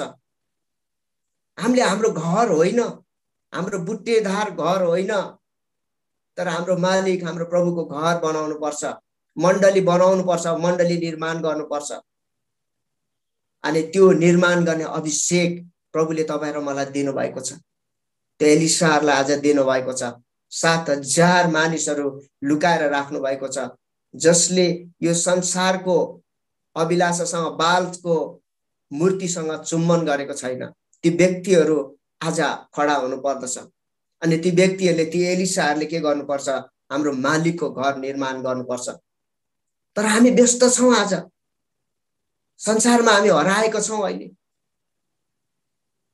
संसारको ठुलो ठुलो महलतिर हाम्रो आँखाहरू छ। संसारको ठुलो ठुलो टेक्नोलोजीतिर तपाईँ र मेरो आँखा छ अहिले। तर प्रभुले चाहिँ प्रभुको आफ्नो घर निर्माणको लागि तपाईँ र मलाई बोलावट गर्नुभएको छ। एलिसाहरू आफ्नो बोलावट र अभिषेकमा आउनुपर्छ। अब यो पुस्ता चाहिँ एलिसाको अभिषेकमा अब आउनुपर्छ। तपाईँ र म खडा हुनुपर्छ। 7,000 व्यक्तिलाई प्रभुले ल्याउँदै हुनुहुन्छ, ल्याइराख्नु भएको छ। प्रभुले यो कुराहरूलाई तपाईँ र मेरो बिचमा आज घोषणा गर्दै हुनुहुन्छ। त्यसले गर्दाखेरि यो बेलामा, यो समयमा जुन बोलावट र जुन अभिषेक तपाईँ र मलाई दिनुभएको छ, त्यसको खातिर तपाईँ र मैले जस्तो सुकै ठुलो मूल्य चुकाउनु किन नपरोस्, तपाईँ र मैले मूल्य चुकाउनु पर्छ। चाहे तपाईँ र म एक्लै किन हिँड्न नपरोस्, चाहे तपाईहरुमा किन एक्लो हुन नपरोस्, तपाईहरुमालाई किन अभाव र खाँचो नहोस्, तर तपाईहरुमा खडा हुनुपर्छ। अब एल बेथेल खडा हुनुपर्छ, एल गिबोर खडा हुनुपर्छ। एल गिबोरको सेवकहरू, एल बेथेलका सेवकहरू त्यो मूल्य चुकाउनलाई अब तयार हुनुपर्छ।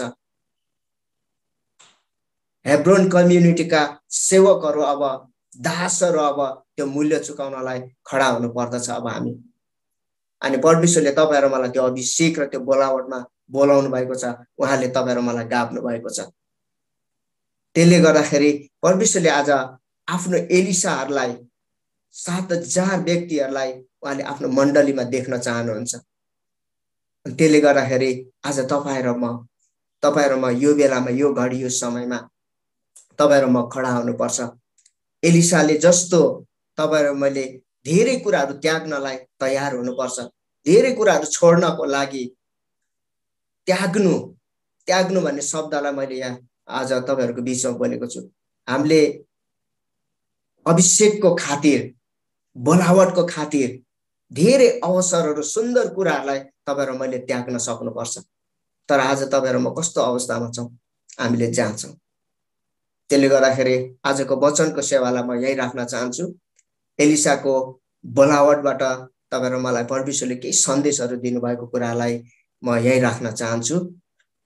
मलाई लाग्छ परमेश्वरले यहाँबाट केही कुराहरू भन्दै हुनुहुन्छ। एउटा कुरा जोनिसरले बोल्दै गर्दाखेरि हाम्रो लागि चुनौती लाग्यो, प्रोफेटिक मेसेज लाग्यो, हामीलाई परमेश्वरले केही भन्दै हुनुहुन्छ। यो यस्तो हुन्छ, हेर्नुस्, एलियाले कसलाई पछ्याएन मलाई थाहा छैन, तर एलिया सडनली इजरायलको सिनमा आउँछ। शक्तिशाली रूपमा उसले चाहिँ जिजिबेलहरूसँग, त्यो बेलाको अगमवक्ताहरूसँग उसले चाहिँ कन्फ्रन्ट गर्छ। अनि तपाईलाई थाहा छ, त्यस्तो शक्तिशाली परमेश्वरसँग बात गर्ने अभिषेक भएको व्यक्ति जिजिबेलले एउटा शब्द बोल्दाखेरि डरले ऊ चाहिँ डिप्रेस भएर चाहिँ एङ्सियस भएर चाहिँ ऊ चाहिँ ओडारमा गएर 40 दिन गएर लुक्छ। हेर्नुहोस्, त्यो के हो भन्दाखेरि त्यो स्पिरिट हो। जिजिबेल भन्ने एउटा प्रिन्सिपलिटिज हो। त्यो स्पिरिटले बोल्दाखेरि एलियाको अभिषेकलाई एउटा चुनौती भएको छ। हेर्नुहोस्, हैन, हामी कतिपल्ट संसारमा भएका घटनाहरूलाई हामी बाह्य रूपमा मात्रै हेर्छौं। एलिया जस्तो 850 अगमवक्तालाई भर्खरै मारेको छ, शक्तिशाली काम गरेको छ परमेश्वरले, भर्खरै पानी परेको छ, ठुलो झरी आएको छ 3.5 वर्ष पछाडि, तर जिजिबेलले तँलाई आज राति नै मारिदिन्छु भनेर भन्दाखेरि चाहिँ त्यति मात्रै बोलेको हुन्छ, भागेर लुकिहाल्छ। हेर्नुहोस्, किनभने त्यसको पछाडि त्यो भोइसको पछाडि चाहिँ ठुलो शक्तिले काम गरेको हुन्छ, हैन। कतिपल्ट हामी थाहा पाउँदैनौँ। त्यसकारणले गर्दाखेरि हेर्नुहोस्, मलाई कहिलेकाहीँ प्रश्न आउँथ्यो, यो किन एलिसाले चाहिँ सबै कुरा छोडेर एलियालाई चाहिँ पुरा पछ्याउनु पर्यो 12-14 वर्ष? किन पछ्याउनु पर्यो? किन पक्का दास, एलियाकै दास भएर सबै कुराहरू छोडेर गएर पछ्याएर, शक्तिशाली मान्छे गएर पछ्याएर, अनि एलिया चाहिँ स्वर्गमा उठेको देखेपछि मात्रै, खास्टो झरेपछि मात्रै अनि त्यहाँदेखि चाहिँ उसको काम सुरु हुने?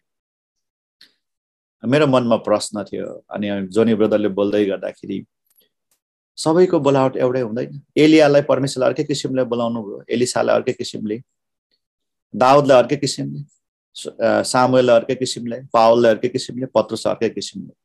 जुन चाहिँ परमेश्वरले तपाईँ र मलाई यो संसारको उत्पत्ति भन्दा पहिला अर्डाइन गरिसक्नु भएको छ। एलियाको जस्तै सबै हुनुपर्छ भन्ने छैन, एलिसाको जस्तै हुनुपर्छ भन्ने छैन, दाउदको जस्तै हुनुपर्छ भन्ने छैन। जे परमेश्वरले अर्डाइन गरेको छ, नियुक्त गरेको छ, हामीले त्यही गर्ने हो। एलिसाको लागि 12-14 वर्ष एलियालाई पछ्याउनै पर्थ्यो र खास्टो उसले चाहिँ माथिबाट प्राप्त गर्नै पर्थ्यो, अनि मात्र उसको सेवकाई, उसको एनोइन्टिङले, उसको बोलावटले सुरु आयो। त्यो उद्देश्यको लागि नै एलिसालाई परमेश्वरले पृथ्वीमा पठाउनु भएको थियो। एलियाको सेवा गर्नै पर्थ्यो। अरू दासहरूको नक्कल हेरेर, टाइप हेरेर, प्रोटोटाइप हेरेर उसको जीवन चल्दैन थियो, उसको त्यो बोलावटमा ऊ पुग्दैन थियो।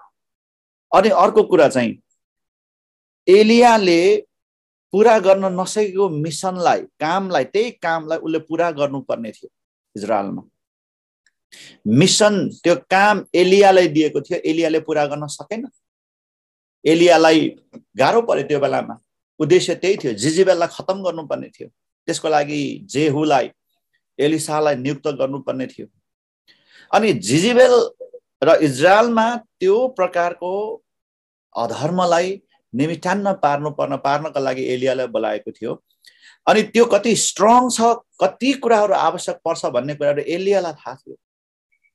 अनि एलियालाई चाहिँ जिजेबेल र उसको स्पिरिटसँग इजरायलमा भएको जुन अधर्म छ त्यहाँबाट त्यो ब्याटल लड्नका लागि स्किल एलिसाले सिक्नु पर्थ्यो। किन भन्दाखेरि एलिसाले एलियाको ठाउँ लिएको थियो नि त। उसले चाहिँ एलिसाले चाहिँ गएर चाहिँ अर्को अगमवक्ताकोमा गयो। किनभने त्यो बेलामा बाइबलमा छ है अगमवक्ताको दल भनेर भनेको छ, स्कुल हुल। यो अलिकति पछाडि कहिलेतिर हुन्छ, म इन्क्याम्पमेन्टमा बोल्नेवाला छु। म त्यहाँ थियो थुप्रै अगमवक्ताहरू त्यो समयमा। अर्को अगमवक्ताकोमा गएर अनि त्यहाँदेखि सिकेर त्यो अगमवक्ताबाट चाहिँ अब यहाँ त अभिषेक थाप्ने चलन छ, त्यसरी हुँदैन थियो।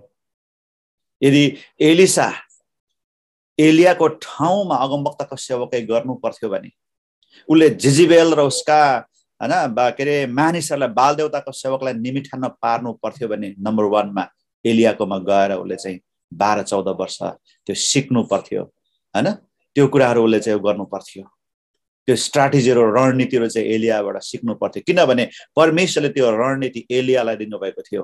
अनि त्यहाँदेखि त्यो चाहिँ उसमा ट्रान्सफर हुनु पर्थ्यो, त्यो चाहिँ उसमा चाहिँ इम्पार्ट भएर आउनु पर्थ्यो। अनि मात्रै भोलि गएर चाहिँ उसले चाहिँ जिजेबेल र बाल देवताको सेवकहरूसँग उसले चाहिँ भिड्न सक्थ्यो हैन। उसले चाहिँ एलियालाई दिएको मिसनलाई उसले पुरा गर्न सक्दथ्यो। हेर्नुहोस्, त्यसको लागि एलियाको सेवा गर्नै पर्यो, झोला बोक्नै पर्यो, हिँड्नै पर्यो, उ गर्नै पर्यो हैन। अरूको नक्कल हेरेर हुँदैन थियो, किनभने उसलाई परमेश्वरले त्यही कुराको लागि बोलाउनु भएको थियो। हेर्नुहोस्, हामी हरेकको बोलावट र तरिका र एनोइन्टिङ र उद्देश्यहरू फरक छ। मैले मेरो जीवनमा 1-2 जना प्रभुका दासहरूको लिटरली झोला बोकेको छु। मेरो श्रीमतीले नि भने है भनेर मलाई भन्यो मेरो श्रीमतीले, तर मैले बोकेको छु। हेर्नुहोस्, सुरुमा कस्तो कस्तो फिल हुँदो रहेछ, तर पछि अर्थ बुझेपछि केही नहुँदो रहेछ। हेर्नुहोस् हैन, कहिलेकाहीँ हामीलाई एउटा आफूलाई एकदमै हिन्ता बोधको फिल हुन्छ नि त, है फल्नाको झोला बोक्यो भनेर। मैले अवसर पाएको छु। सुरुमा मलाई पनि हिन्ता बोधको फिल भयो, तर पछि मैले बुझेँ प्रिन्सिपललाई। हेर्नुहोस्, एउटा ह्युमिलिटीको प्रिन्सिपलहरू रहेछ। त्यसको मतलब तपाईँले नि बोक्न थाल्नुहोस् भन्न खोजेको होइन। परमेश्वरलाई सोध्नुहोस्, त्यो अवसर मलाई मिल्यो होइन। किन भन्दाखेरि त्यो टेक्निक, त्यो एनोइन्टिङ, त्यो रेभुलेसन, त्यो डेप्थ परमेश्वरले अलरेडी एलियालाई पृथ्वीमा दिइसक्नु भएको थियो। एलियासँग मात्रै थियो, त्यो अर्को ओबदिया भन्नेसँग थिएन, त्यो अर्को व्यक्तिहरूसँग थिएन। अनि उसले चाहिँ एलियाको खास्टो नै उसले चाहिँ लिनुपर्ने थियो र एलियाले दिएको परमेश्वरको उद्देश्य पुरा गर्नुपर्ने थियो। यहाँ प्रभुका दासहरूलाई, प्रभुका जनहरूलाई यतिखेर म भन्न चाहन्छु, यतिखेर म आग्रह गर्न म चाहन्छु यो बेलामा, तपाईको ओरिजिनल बोलावट चाहिँ के हो? के कुराको लागि अर्डाइन गर्नुभएको छ परमेश्वरले? के कुराको लागि? कोसँग तपाईँलाई ल्याउनु भएको छ? हामीले अरूको प्रोटोटाइपहरू, नक्साहरू मिनिस्ट्रीको हेर्छौँ, अरूलाई के हो त्यो हेर्छौँ। नो, फाइन्ड आउट गर्नुहोस्, आफ्नो फाइन्ड आउट गर्नुहोस्। एलियाले के भन्यो? एलिसालाई खास्टो मात्रै ओढाइदिएको थियो, मालिक म यसो यसो गर्नुपर्ने छ, ल मलाई बिदा म यसो गरौँ भनेर भन्दाखेरि एलियाले के, मलाई के मतलब? एलियाले त सिम्पली परमेश्वरको आदेश पालन गर्दै थियो, खास्टो ओढाइदियो। एलिसाले पनि के बिन्ती गरे त्यहाँनिर, मलाई के मतलब, तिमी आफै गर भनेर भनिदियो। हेर्नुहोस्, एलिसाले त्यो बोलावटमा प्रवेश गर्नका लागि, जुन कुराको लागि ऊ चाहिँ एक्जिस्टेन्समा थियो, परमेश्वरको एक्जिस्टेन्समा थियो, एलिसाले फलो गर्नु पर्थ्यो एलियालाई। फलो नगरेको भए उसले भोलि गएर उसको बोलावटमा खडा हुन सक्दैन थियो। उसले जिजेबेल र बाल देवतालाई उसले चाहिँ निमित्तान्न पार्न सक्दैन थियो। हेर्नुहोस्, त्यो रेभुलेसन एलियासँग मात्रै पृथ्वीमा दिएको थियो। हेर्नुहोस्, अनि आज कतिपल्ट हामीले डेमोक्रेटिक किसिमले, संसारको नियमको किसिमले मण्डलीलाई बुझेका छौँ, परमेश्वरको कामलाई बुझेका छौँ हैन। सबैलाई फेरि फेमस मान्छेलाई पछाड्न मन लाग्छ, बेनियनलाई होइन। बेनी हिनकै जस्तै तरिकाले चाहिँ पुरा पुलपिटमा खडा भएर चाहिँ वचन प्रचार गर्न मन लाग्छ, त्यस्तो हुँदैन। हेर्नुहोस्, त्यस्तो हुँदैन। परमेश्वरले जोसँग तपाईँ र मलाई कनेक्टेड गर्नुभएको छ जुन टाइमिङको लागि, त्यसमा हामी हम्बलनेसको साथमा, हैन, किनभने यो परमेश्वरको विधि हो, परमेश्वरको प्याटर्न हो। जबसम्म हम्बल नभइकन तपाईँ र मैले चाहिँ जुन कुरा तपाईँ र मेरो लागि अर्डाइन गर्नुभएको छ त्यो नगरेसम्म तपाईँ र मेरो जीवनमा हुँदैन। सेवकै होला, हामीलाई भ्रममा परिराखेको हुन्छ, हामी म सेवकै गर्दैछु त, बाँच्दैछन् त मान्छे, ग्रहण गर्दैछन् त, हामीले बुझेको त्यति नै हो, होइन? तर परमेश्वरले अर्डाइन गर्नुभएको सिजनसम्ममा एलिसाले 10-12 वर्षसम्म एलियालाई नपछ्याइकन उसले त्यो खास्टो पाउने थिएन।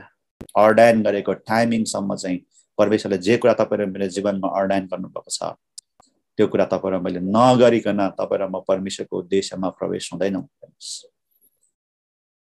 यी कुराहरू साह्रै हाम्रो जीवनमा महत्त्वपूर्ण छ, हैन? हामी कहिलेकाहीँ मेन्टरिङको कुरा गर्छौँ, कहिलेकाहीँ अगुवाहरूको कुरा गर्छौँ, हामी एनोइन्टिङ पाउन चाहन्छौँ, हामी फेमस हुन चाहन्छौँ, त्यस्तै प्रकारको सेवाकै गर्न चाहन्छौँ, पुलपिटमा खडा हुन चाहन्छौँ, तर त्यो एनोइन्टिङले ल्याउने मूल्य कति चुकाउनु पर्छ त्यसको पछाडि त्यो हामी लिन चाहँदैनौँ। हामी नम्बर 1 ठाउँमा पुग्न चाहन्छौँ, हाम्रो क्राभिङ त्यो हुन्छ। तर त्यो नम्बर 1 ठाउँमा पुगेको मान्छेको जीवनमा, पावलको जीवनमा काँडा कतिपल्ट आयो, कसरी आयो भन्ने कुराहरू हामीले बुझेका हुँदैन। अनि हामी त्यो क्राभिङ गर्छौँ, सजिलै पाउन चाहन्छौँ, हैन? तर हामी क्रुस बोकेर अघि हामीले भन्ने जस्तो अगाडि बढ्न हामी चाहँदैनौँ। एनोइन्टिङसँग हामीले हाम्रो संसारका कुराहरूलाई हामी कहिलेकाहीँ साटिराखेका हुन्छौँ, अभिषेकसँग, बोलावटसँग। हामी कसलाई फल्नलाई पछ्याउँछौँ किन भन्दाखेरि सेवकैको लागि, अवसरको लागि। धेरैपल्ट यस्तो भइरहेछ आज क्रिस्चियन जमातमा, मैले फल्नालाई पछ्याउँदैछु, फल्नासँग म हिँड्दैछु किन भन्दाखेरि परमेश्वरले मलाई यो सिजनमा अर्डाइन गर्नुभएको हो। परमेश्वरले अर्डाइन गर्नुहुन्छ, परमेश्वरले नै तपाईँ र मलाई कोसँग हिँड्नुपर्ने, कोसँग नहिँड्नुपर्ने, कोसँग जोडिनुपर्ने, कोसँग छुटिनुपर्छ त्यो परमेश्वरले डिसाइड गर्नुहुन्छ, हामीले डिसाइड गर्ने होइन। त्योभन्दा बाहिर भनेको चाहिँ तपाईँ र मेरो मानवीय विचार, मानवीय स्वार्थहरू मात्र हो। अनि तपाईँ र मेरो मानवीय विचार र मानवीय स्वार्थबाट सेवकै त पाउँछौँ होला, हैन? तर एनोइन्टिङ, रेभुलेसन र उद्देश्यमा हामी कहिले पनि प्रवेश हुँदैनौँ। अनि एनोइन्टिङमा, रेभुलेसनमा, त्यो उद्देश्यमा प्रवेश गर्नका लागि परमेश्वरले राखिदिनु भएको साँगुरो बाटोमा अर्डाइन गर्नुभएको ढोकाबाट छिर्नै पर्छ। सर्टकट हुँदैन। आजको क्रिस्चियनिटीमा सर्टकट, फेसबुकमा यसो अलिकति वचन बोलिदियो भने अनि अलिअलि गरिदियो भने किताब पढ्न पाइहालिन्छ अहिले त, होइन? अनि त्यहाँदेखि चाहिँ ठुलो एउटा सेवकको रूपमा अहिले बर्थ हुन्छ। त्यस्तो खालको सेवकहरूले जिजिबेलहरूसँग भिड्न सक्दैन। हेर्नुहोस्, बाल देवताहरूसँग भिड्न सक्दैन त्यसको सेवकहरूसँग। रियल वर्ल्ड, किनभने हामी त ख्रिस्टको राज्यभित्र छौँ त, ख्रिस्टको राज्य बनाउँदैछौँ त। वरदानको कारणले गर्दाखेरि 2-4 जना मान्छेहरूलाई पछि लगाउन सक्छौँ होला, तर हामीले त किङडम, किङ्स डोमाइन, राजाको डोमाइनलाई हामीले चाहिँ के गर्नुपर्ने हुन्छ, हामीले चाहिँ मान्नुपर्ने हुन्छ, हामीले किङडमलाई बनाउनु पर्ने हुन्छ। हेर्नुहोस्, किङडममा खडा हुनका लागि चाहिँ परमेश्वरले तपाईँ र मेरो लागि के अर्डाइन गर्नुभएको छ त्यसबाट हामी प्रवेश गर्नै पर्छ। मेरो जीवनमा म अहिले सेकेन्ड बोलावटमा छु। पहिलो बोलावट मेरो कमजोरीको कारणले गर्दाखेरि मिस गरेँ, मैले बुझिनँ। प्रभुको कृपा भयो म सेकेन्ड बोलावटमा छु। अझै एउटा थर्ड एउटा, होइन, अब आउन सक्छ, मान्छेको जीवन हो, परमेश्वरको हुन सक्छ, खास्टो आउने दिनहरू आउन सक्छ, होइन? यी सबै कुराहरू परमेश्वरले अर्डाइन गर्नुहुन्छ। हामीले थाहा पाउनुपर्छ यी कुराहरू हाम्रो जीवनमा परमेश्वर हाम्रो बिचको चाहिँ एउटा सेक्रेट कुराहरू। त्यसकारण म एउटा आजको वचनबाट हाम्रो जोनी सरलाई म धेरै धन्यवाद दिन चाहन्छु। उहाँले आत्मामा रिसिभ गर्नुभएको छ, धेरै कुराहरू भन्नुभएको छ। देवदारको रुखको घरमा हामी बसिरहेका छौँ होला अहिले, भवन, हैन, एकदमै परमेश्वरको रियल भवन चाहिँ अहिले तहस-नहस भएर गइराखेको छ। त्यो मलाई एकदमै आत्मामा सेन्स भएको कुरा हो। हामीले आफ्नो मिनिस्ट्री बिल्ड गर्न खोज्दैछौँ, आफ्नो करियर बिल्ड गर्न खोज्दैछौँ। करियर भनेको के हो भन्दाखेरि मिनिस्ट्रीभित्र पनि करियर बिल्ड गर्न खोज्छौँ हामी कहिलेकाहीँ। त्यो पोजिसन, त्यो ठाउँ, तछाड नछाड होइन, विभिन्न प्रकारको कुराहरूबाट हामी आफ्नो करियर बिल्ड गर्न खोज्छौँ। हामी परमेश्वरमाथि सिम्पली भरोसा गर्न सक्दैनौँ। एलिसालाई 12 वर्ष पछ्याउँदाखेरि, एलियालाई पछ्याउँदाखेरि उसको मनमा धेरैपल्ट प्रश्नहरू आयो होला, किन म टाइम वेस्ट गर्दैछु भनेर। मैले यो त्यसै भनेको छुइनँ। हेर्नुहोस्, मेरो मनमा धेरैपल्ट प्रश्न आयो, मैले किन यस्तो गर्दैछु, टाइम वेस्ट गर्दैछु। मैले मेरो एकजना मेन्टरलाई मैले घुमाएर भने उहाँले बुझ्नुभयो। अनि उहाँले मलाई एउटा उत्तर दिनुभयो, त अझै तयार भएको छैनस् भनेर मलाई यति मात्रै भन्नुभयो। हेर्नुहोस्, मलाई वेस्ट जस्तो लाग्यो। अनि त्यहाँदेखि मैले अब सेयर गर्नु पर्ला भनेर मैले घुमाएर सेयर गरेको बुझिहाल्नुभयो उहाँले। अनि मलाई के भन्नु भन्दाखेरि, त तयार भएको छैनस्, यु आर नट रेडी भनेर भन्नुभयो मलाई। मैले त्यो बेलामा बुझिनँ, हल्का सम्झेँ, तर पछि मैले थाहा पाएँ, यस, आई वाज नट रेडी। हेर्नुहोस्, धेरै कुराहरूमा मैले थाहा पाएपछि, मेरो इमोसनल कुराहरूमा, मेरो इन्टरनल कुराहरूमा, मेरो म्यानेजमेन्टको कुराहरूमा, कमिटमेन्टको कुराहरूमा आई वाज नट रेडी। मेरो त्यो तयारपन नभएको इम्याच्योर भोइस रहेछ त्यो चाहिँ मैले उहाँलाई प्रस्तुत गर्दै रहेछु। अनि उहाँले भन्नुभयो, यु आर नट रेडी भनेर भन्नुभयो मलाई। त्यस पछाडिको पेनफुल ट्रेनिङ साह्रै पेनफुल हुन्छ। हेर्नुहोस्, पावलको जीवनमा काँडाहरू त्यो त्यति सहिलो छैन होइन। हामी हरेकको जीवनमा परमेश्वरले तपाईँ र मलाई ट्रेनिङमा लानुहुन्छ, गर्नुहुन्छ। त्यसकारण एउटा उत्साह होस्, El Bethel, El Gibbor, Hebron community, यहाँ हामी सबैजनालाई के उत्साह होस् भन्दाखेरि मलाई लाग्छ परमेश्वरले एलिसाको जेनेरेसनलाई ल्याउँदै हुनुहुन्छ। जुन काम उहाँले सुरुवात गर्नुभएको छ, नेपाली जगतमा सुरुवात गर्नुभएको छ। मार्टिन लुथरले भनेको थियो, जुन कामको सुरुवात परमेश्वरले गर्नुभएको छ, यो मेरो जीवनकालमा सकिँदैन भनेर चाहिँ उहाँले भन्नुभएको थियो। अनि त्यो त्यहाँभित्र हामी छौँ। मलाई पनि थाहा छ त्यो हाम्रो जीवनकालभरि पनि सकिँदैन। एउटा जेनेरेसनहरू आउनुपर्छ, सायद परमेश्वरले तयार गर्दै हुनुहुन्छ होला होइन। तर एकदमै होसियार हुनुपर्ने कुरो चाहिँ के छ भन्दाखेरि, तपाईँको बोलावट, तपाईँलाई के कुराको लागि अर्डाइन गरेछ परमेश्वरले। मलाई साह्रै मन परेको मान्छे केनेथ ई हेगिन हो। उहाँको किताबलाई मैले, हाम्रो अरविन्दलाई थाहा छ होइन, जयवन्त मण्डली भन्ने किताब हो, विश्वासीको अधिकार भन्ने किताबहरू हो, धेरै किताबहरू नेपालीमा ट्रान्सलेट गर्ने अवसर पनि मैले पाएँ। साह्रै मन परेको मान्छे जसले चाहिँ मेरो जीवनमा विश्वासको फाउन्डेसनहरू हालिदिनु भयो। तर मैले उहाँलाई गएर भेट्ने अवसर पाइनँ। मेरो विचार थियो, मैले अवसर पाइनँ। हाम्रो हेराइ त्यस्तो हुन्छ जहिले पनि, जो अलरेडी सेवकाईमा फेमस छ, इस्टाब्लिस मान्छे छ, हामी उनीहरूलाई पछ्याउन चाहन्छौँ। तर परमेश्वरको योजना अर्कै हुँदो रहेछ होइन। हामीले नपत्याएको मान्छेहरू हाम्रो लागि कहिलेकाहीँ लिडरको रूपमा खडा गरिदिनुहुन्छ। मेरो जीवनमा 2-3 जना लिडर यसो मैले हेर्दाखेरि, अरे यस्ता पनि मान्छे हुन्छ, यस्ता पनि लिडर हुन्छ भनेर मेरो मनमा पहिलो प्रश्न त्यसरी आएको छ। हेर्नुहोस्, म नाम लिन चाहन्न, म यसो हेर्ने बित्तिकै अरे यस्तो पनि हुन्छ भन्ने मेरो मनमा पहिलो प्रश्न त्यस्तो आयो। हेर्नुहोस्, तर पछि मैले थाहा पाएँ उनीहरूभित्र परमेश्वरले के कुराहरू राखिदिनु भएको रहेछ भनेर पछि मात्र थाहा भयो।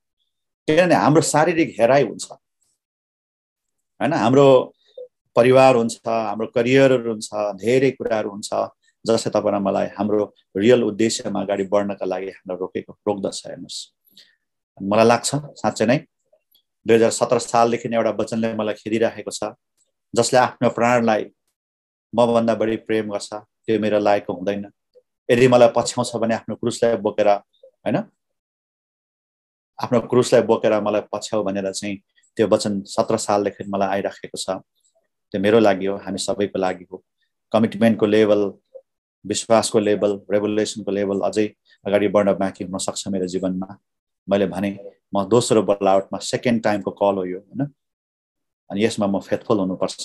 तपाईँहरूको जीवनमा पहिलो हुन सक्छ, तपाईँहरूको कतिको जीवनमा दोस्रो पनि हुन सक्छ होइन। तर जे होस्, सबै परमेश्वरको कृपाहरू हो, परमेश्वरको अनुग्रह हो होइन। अनि परमेश्वरले अनुग्रह गर्नुहुन्छ। चाहे पहिलो बोलावट होस् चाहे दोस्रो बोलावट होस्, हामी फेथफुल भयो भने त्यो परमेश्वरको लागि काफी हुनेछ है। त्यसकारण अलिकति समय भएकोले गर्दाखेरि मैले हाम्रो जोनी सरले भनेको कुराहरू र यहाँ भइराखेको कुराहरूमा मलाई लाग्यो यो महत्त्वपूर्ण छ यो वचन हैन। कति मेरो लागि, हामी धेरैको लागि महत्त्वपूर्ण छ। यहाँनिर हामी 2021 को अन्तिममा आएका छौँ। एल बेथेल सुरु हुँदैछ। एल गिभर 2020 मा सुरु भयो, 2021 को अन्तिममा आउँदैछौँ। एल बेथेल सुरु हुँदैछ। एलिसाको जेनेरेसन परमेश्वरलाई खडा गर्दै हुनुहुन्छ। नेपाली जगतमा जुन काम उहाँले सुरु गर्नुभएको छ, स्याङ्क्चुरी बनाउने काम, पवित्र स्थान बनाउने कामहरू सुरु गर्दै हुनुहुन्छ। त्यो काम मलाई लाग्छ हैन, हामी एक्लैले सक्दैनौँ। यसको लागि परमेश्वरले एलिसाको जेनेरेसनहरूलाई, अरू पनि मानिसहरूलाई ल्याउन आवश्यक पर्दछ। अनि जसद्वारा मात्र यहोवा परमेश्वर चाहिँ साँचो परमेश्वर रहेछ, बाल चाहिँ होइन भनेर नेपाली जगतमा चिनिनु परेको छ। येशू ख्रीष्ट हैन चाहिँ साँचो परमेश्वर हुनुहुन्छ। उहाँको ढाँचा चाहिँ यो, नक्सा चाहिँ यो हो हैन। उहाँको प्रकाश चाहिँ यो हो। नक्सा भन्दाखेरि कतिले बुझ्नुहुन्न होला, नक्सा बाइबलमा कहाँ छ भनेर भन्नुहुन्छ होला फेरि हैन। तर उहाँको वचनको प्रकाश चाहिँ यो हो हैन। वचनको प्रकाश नेपाली जगतमा जानुपर्ने हुन्छ, जहाँबाट चाहिँ हामीले येशूले भन्नुभएको छ आत्मा र सत्यतामा, आत्मामा मात्रै होइन वचनको सत्यतामा, प्रकाशको सत्यतामा तपाईँ मैले येशूको साँचो परमेश्वरको आराधना गर्नुपर्दछ। धेरैको मन अहिले धेरै प्रकारको येशूको नाउँमा सेवकै भएकोले गर्दाखेरि कसरी आराधना गर्नुको पनि, कुन चाहिँ साँचो परमेश्वर हो भन्ने कुराहरू अहिले एउटा ठुलो उमा भइराखेको छ। अहिले धेरै मान्छेलाई कन्फ्युजन भइराखेको छ। यो बेलामा चाहिँ बाटो यो हो, येशू ख्रीष्टको आत्मा र सत्यतामा वचन अनुसार हामीले यसरी सेवकै गर्नुपर्छ भनिदिने मान्छेहरू, त्यस्ता खालका एलिया र एलिसाहरूको अहिले नेपाली जगतमा एकदमै जरुर परेको छ। हेर्नुहोस्, धेरै सेवकहरू हैन विभिन्न प्रकारले सेवकै गरेको छ, शक्तिशाली छन् उनीहरू, तर उनीहरूको जीवनशैली चाहिँ परमेश्वरको वचन अनुसार नभएको कारणले गर्दाखेरि धेरैलाई भ्रम परिराखेको छ। एउटा कुरा पुलपिटबाट अथवा गइराखेको हुन्छ, उनीहरूको व्यवहारबाट अर्को कुराहरू गइराखेको हुन्छ। मानिसहरूलाई साँचो परमेश्वरप्रतिको आराधना, भक्ति मानिसको हृदयबाट निस्किँदैन त्यस्तो अवस्थामा।